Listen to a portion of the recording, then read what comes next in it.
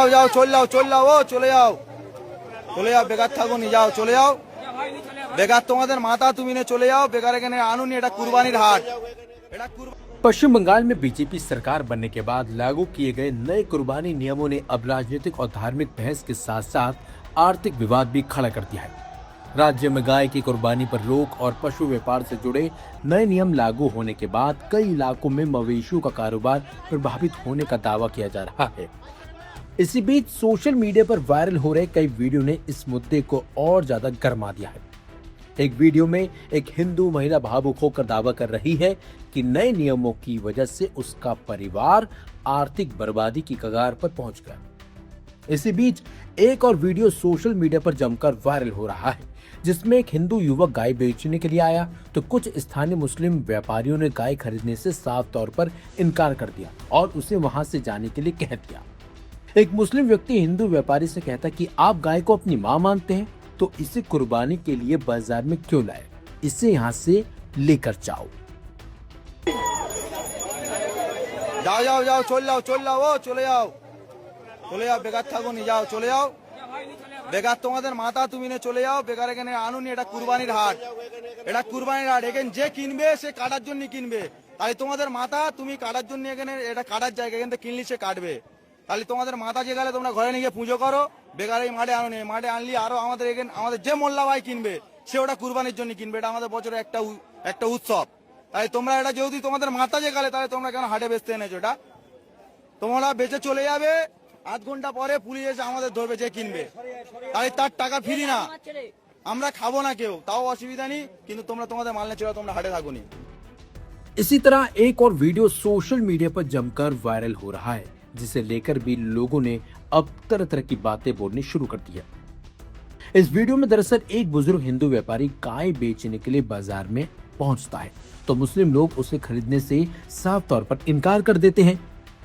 इस वीडियो में साफ साफ देखा जा सकता है कि मुस्लिम व्यापारी कहते हैं कि अपनी गाय वापस ले जाओ, हम कुर्बानी के लिए गाय बैल नहीं खरीद रहे हैं।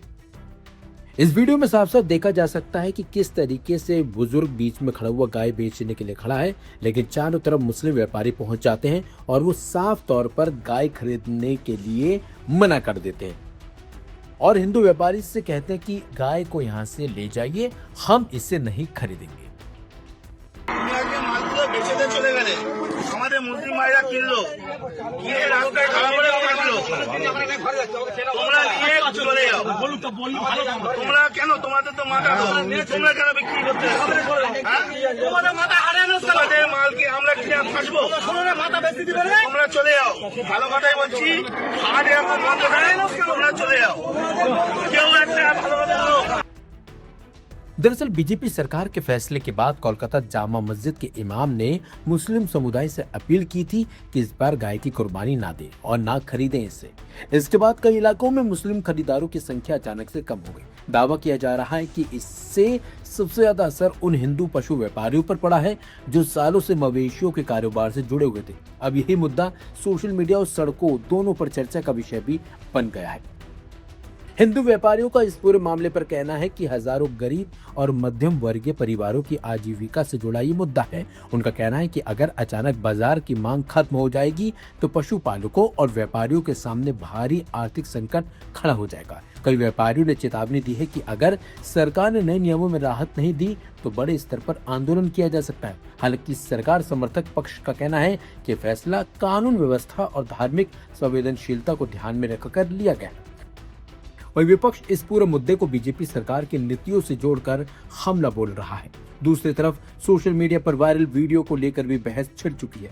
कुछ लोग इसे व्यापारियों की वास्तविक परेशानी बता रहे हैं, जबकि कुछ लोग इसे राजनीतिक नैरेटिव का हिस्सा मान रहे हैं। फिलहाल बंगाल में कुर्बानी और पशु व्यापार को लेकर बहस लगातार तेज होती जा रही है।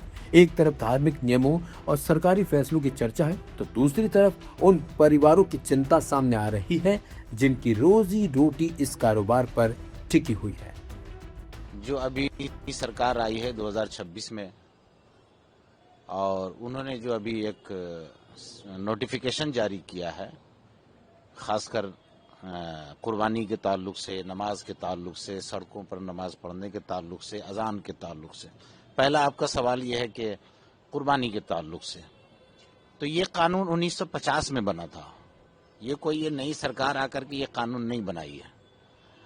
हाँ, ये सरकार आकर के इसको लागू कर रही है। इससे पहले जितनी भी सरकारें थी, कांग्रेस की थी, सीपीएम की थी और टीएमसी की थी, सभी सरकारों ने मुसलमानों को लॉलीपॉप दिया, सिर्फ वोट लिया और गाय का गोश्त खाने का आजादी दे दिया। कानून था लेकिन लागू नहीं था।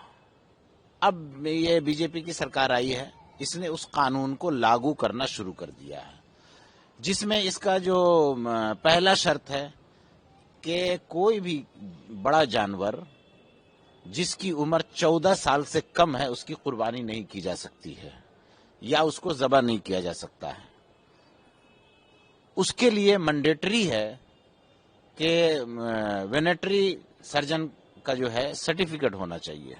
बहुत अच्छी बात है। दूसरा ये है कि ओपन जगह में नहीं होनी चाहिए, आम जगहों में नहीं होना चाहिए, स्लॉटर हाउस में होना चाहिए। ये भी बहुत अच्छी बात है, ठीक है, लागू कर रहे हैं। लेकिन एक बात बताइए कि वेटरनरी सर्जन सर्टिफिकेट देने का काम किसका है? ये तो सरकार का है ना, सरकार देगी ना। फिर हर इलाके में स्लॉटर हाउस बना करके देने की जिम्मेदारी किसकी है? सरकार की जिम्मेदारी है। तो सरकार को चाहिए था कि पहले ये तमाम चीजों को मुहैया कर देते, उसके बाद ये कानून लागू करते तो अवाम को परेशानी नहीं होती। अभी इस वक्त पश्चिम बंगाल के अवाम को कुर्बानी को लेकर के बहुत उलझन में है। लेकिन हमारा मुसलमानों से ये अपील है कि तमाम मुसलमानों से ये अपील है कि आप गाय की कुर्बानी न करें, बल्कि कुर्बानी नहीं बल्कि हमेशा के लिए गाय का गोश्त खाएं ही नहीं।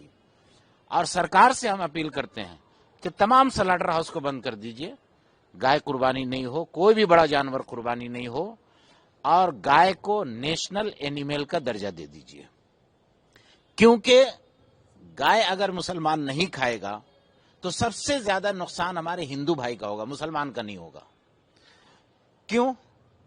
जो घोष बिरादरी हैं, जिसको जादव कहते हैं, वो तो हिंदू भाई हैं। वो गाय पालते हैं और उस वक्त तक गाय को पालते हैं जब तक वो दूध देने वाली होती है। जब 5 साल 6 साल के बाद वो दूध देना बंद कर देती है तो उसको वो बेचते हैं बकरीद के मौके पर, खास करके स्पेशली जो 25,000 की गाय होती है उसको 1 लाख में बेचते हैं।